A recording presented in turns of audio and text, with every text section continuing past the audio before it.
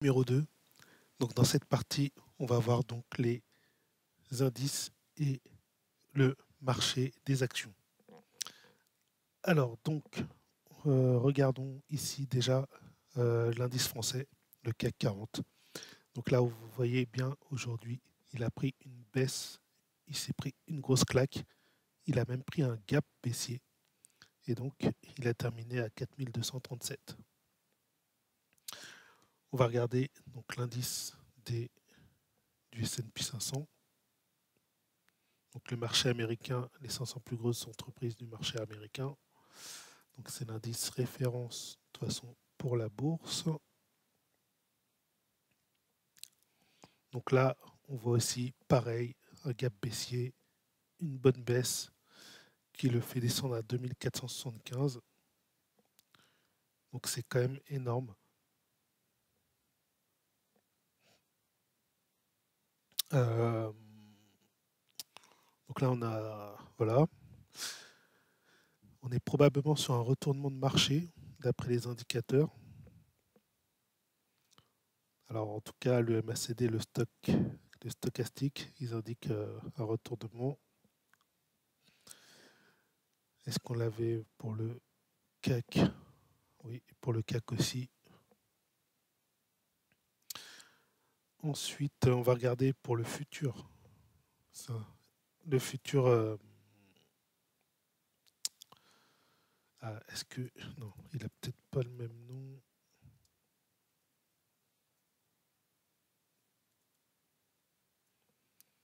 Alors, c'est vrai que d'habitude, je ne regarde pas sur cette.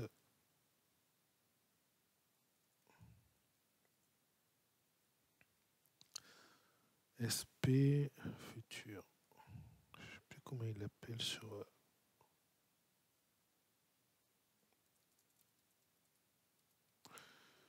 Alors, peut-être qu'ils mettent le S&P comme ça. Voilà, futur. US 500. Bah, c'est ce qu'on a regardé en fait. D'accord. Donc, c'est vrai qu'entre la plateforme Investing et TradingView, il y a des petites différences. Donc si je tape juste S&P,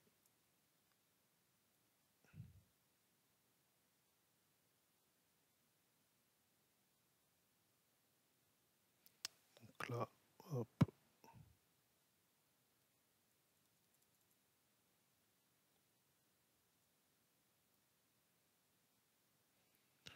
Donc là, j'aurai l'indice. Donc voilà, donc là j'ai l'indice US 500. Donc lui, il a pris un gros gap puisque effectivement les indices par rapport aux futurs, les futurs en fait, ils cotent beaucoup plus tôt et beaucoup plus tard, alors que les indices en eux-mêmes, ils ont des horaires plus stricts, enfin plus courtes. Donc ce qui fait que voilà, s'il y avait déjà une baisse sur le futur, elle se voit plus tard en fait donc sur le marché américain, par exemple, enfin sur l'indice en lui-même. Donc là on a un gros gap baissier. Voilà, on atteint donc la moyenne mobile 10. Donc si on passe en dessous, c'est mauvais signe, c'est très mauvais signe, à mon sens. Et comme je le pensais, cette reprise n'était enfin, en tout cas, elle me faisait penser plus à un rebond avant un plongeon.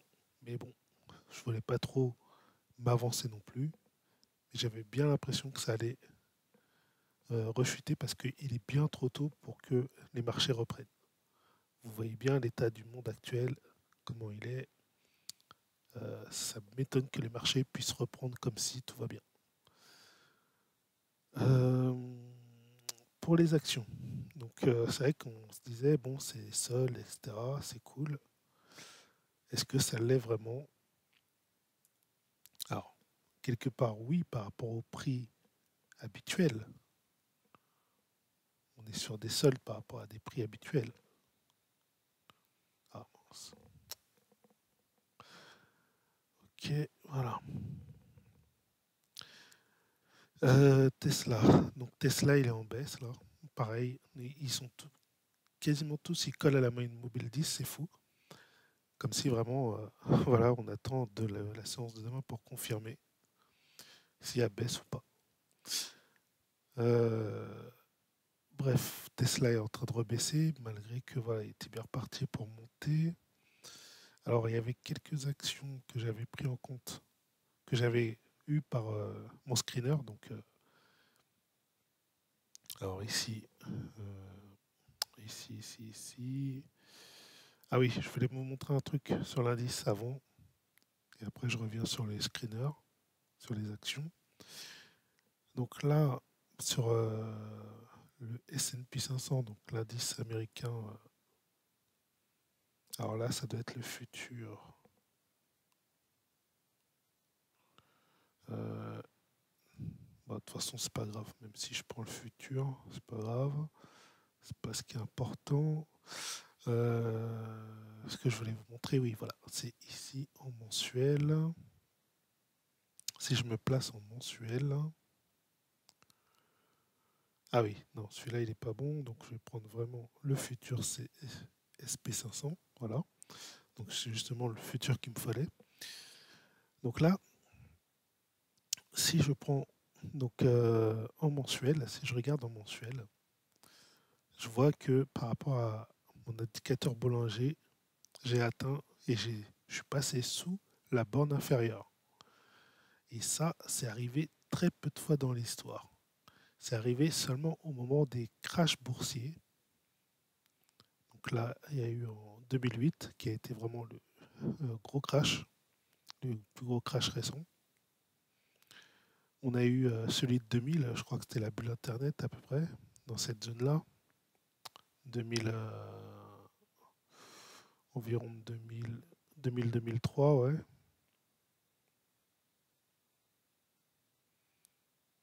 Et alors, je crois qu'il faut que je me mette en logarithmique. Bon, en tout cas, voilà. Vous voyez que les seuls moments où on a franchi à la baisse le Bollinger en mensuel, c'était lors de gros crash. Ici, on a fait juste une petite incursion, mais ça n'a pas continué. Donc en 2016, finalement, on a sauvé la face. Je pense que c'était la période où il y a eu des gros quantitative easing aussi, qui avait permis de relancer un peu l'économie. Bref, en tout cas, voilà. Là, on est vraiment sur un signe de crash. Donc à mon avis, ça va continuer à baisser. Donc là, euh, pour moi, ceux qui ont investi dans des actions, qui ont pris des soldes d'actions, des actions en solde, comme on disait, je pense que c'est mieux. Pour moi, c'est mieux de lâcher du lest. Pour moi, il vaut mieux vendre parce que ça peut baisser et que voilà, autant être ne pas être engagé pendant que ce sera baissier, c'est difficile à supporter. Après, c'est une face. Si c'est de l'argent dont vous n'avez vraiment pas besoin, vous en foutez. Je veux dire, vous êtes prêt à attendre 10 ans ou enfin au minimum 5 ans, pourquoi pas.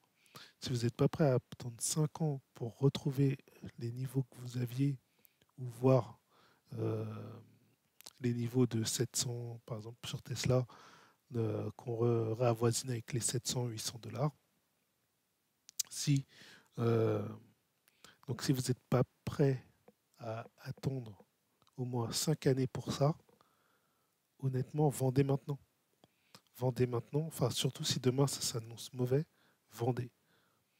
Si par contre ça s'annonce bon, enfin bon, non, je veux dire si par contre vous c'est de l'argent dont vous n'avez pas besoin parce que je sais pas, vous avez beaucoup d'argent, donc ça c'est vraiment de l'argent ou c'est juste des économies, mais vous n'avez pas vraiment besoin, ça vous manquera pas, et puis voilà, vous visez vraiment le long terme, les 5-10 ans, ouais, bah dans ce cas-là, ouais, pourquoi pas. Vous pouvez acheter là, et si vous avez possibilité en plus après de venir réinvestir plus bas, pourquoi pas. Ça peut être effectivement. En tout cas, prenez une partie, je pense. Ne laissez pas tout. Je pense que effectivement, beaucoup ont pensé faire un bon coup. Allez, j'achète là, ça va remonter. Ou ça peut stagner, hein. Une autre chose que ça peut faire, ça peut stagner. C'est pas dit qu'on n'est pas sur un point de consolidation. Mais vu l'ambiance, vu ce qu'on est en train de traverser, voilà, j'affirme rien parce que moi j'investis plus enfin, voilà, en fonction de ce que fait le marché, mais j'essaye pas vraiment de prédire ce que va faire le marché. Mais voilà, c'est mon sentiment en tout cas personnellement sur, sur un horizon assez moyen terme. Je pense que ça va continuer à baisser. Mais bon, voilà, ça n'engage que moi. Euh, ensuite, donc là je me suis mis en logarithmique. Ok, donc là, oui, donc je vais prendre des actions que je voulais, donc que j'avais repérées par rapport à ma stratégie de rebond, enfin ma stratégie de reprise de marché. Donc là, par exemple, Amal, qui commençait à bien remonter, bim, ça a descendu. Et j'ai eu raison d'être, je pense que j'ai eu raison d'être hésitant à investir sur les actions. Je voyais ces bonnes occasions se faire et tout ça, mais je me disais, je suis quand même hésitant.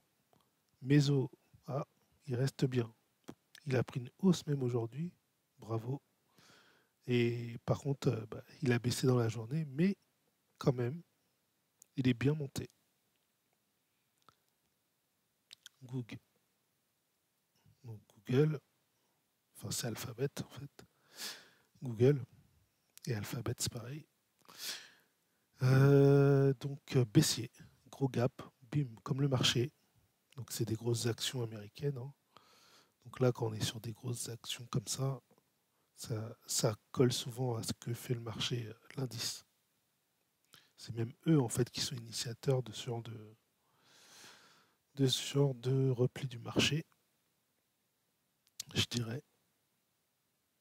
Alors Coca-Cola, je sais plus c'est quel,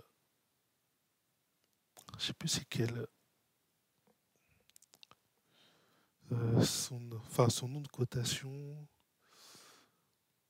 Normalement, je pense que c'est sur le NICE. Bah oui, Coca-Cola Company, ouais, logique. Donc pareil, repli, grosse société, BMA.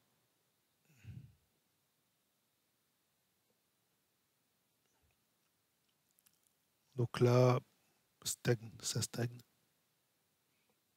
Avec une bougie quand même haussière, mais ça stagne. Donc ça, c'était ce que j'ai regardé hier à surveiller. Donc après, donc par rapport à celle d'hier, parce qu'il y avait du 30 et du 31. Donc régie,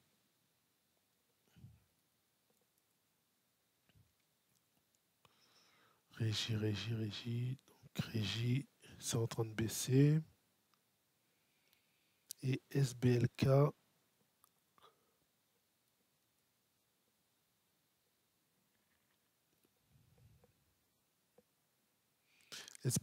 un petit peu monté, mais il a pris un gap baissier d'abord et il est un petit peu remonté. Mais bon, par rapport à hier, il est en baisse. Enfin, pas vraiment, parce que hier, ça a clôturé en baisse. Mais bon, c'est quasiment kiff-kiff. Alors, du coup,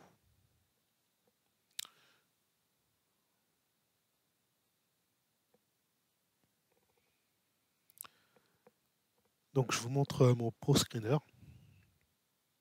donc mon filtre d'action. Donc là, il est un peu vide. Donc il s'est bien vidé, hein, vu le mouvement baissier. C'est clair que voilà, il n'allait pas avoir autant d'opportunités que les autres jours. Et voilà, il n'y en a qu'une qui est ressortie de ma sélection. C'est MGYR.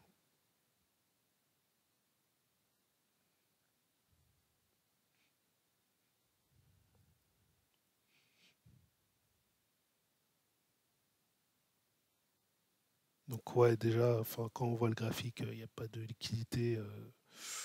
C'est vraiment pourri, il n'y a pas de mouvement. J'ai pas mis les volumes, mais bon, voilà, ça ne doit pas voler haut. Non, ça, c'est le genre de truc, je rentre pas du tout, déjà. Et voilà, et bon, ça a été détecté par ma stratégie, mais vraiment, on est à la limite, hein. C'est le début, c'est l'entrée. Et non, enfin, vu les bougies, quand c'est des petits traits comme ça parsemés, non, c'est pas la peine. C'est des trucs que je regarde pas, ça n'a pas d'intérêt. Donc ouais, franchement, on n'a rien du tout. Ah, ouais, marché américain. Bon, marché français, je sais que c'est mort. Si marché américain, il n'y a pas grand-chose. Alors, marché français, ça va être le désert. Euh, je vais le mettre juste comme ça pour voir. Ouais, ce que je disais, c'est le désert. Puis bon, au niveau de capitalisation aussi, peut-être que, je sais pas si peut-être que je suis trop haut. Non, non, non, c'est bien le désert. Pourquoi il veut que j'enregistre? Ok, donc là, si je baisse la capitalisation pour les actions US, pareil. Alors, franchement, il n'y en a qu'une et c'est pas fameux. Voilà, globalement. Alors, je vais juste finir sur l'état du marché américain. Tiens, comme on a la map sur Finviz. Donc voilà, il y a du rouge partout. C'est une journée sanglante. Donc voilà, c'est pas, il y a pas une. Enfin, la baisse en termes de pourcentage, ouais, elle est quand même grosse, hein. Enfin, sur les actions là, elle est quand même assez forte. Sur l'indice, je dirais elle doit être pas mal. Je sais pas. Alors attendez.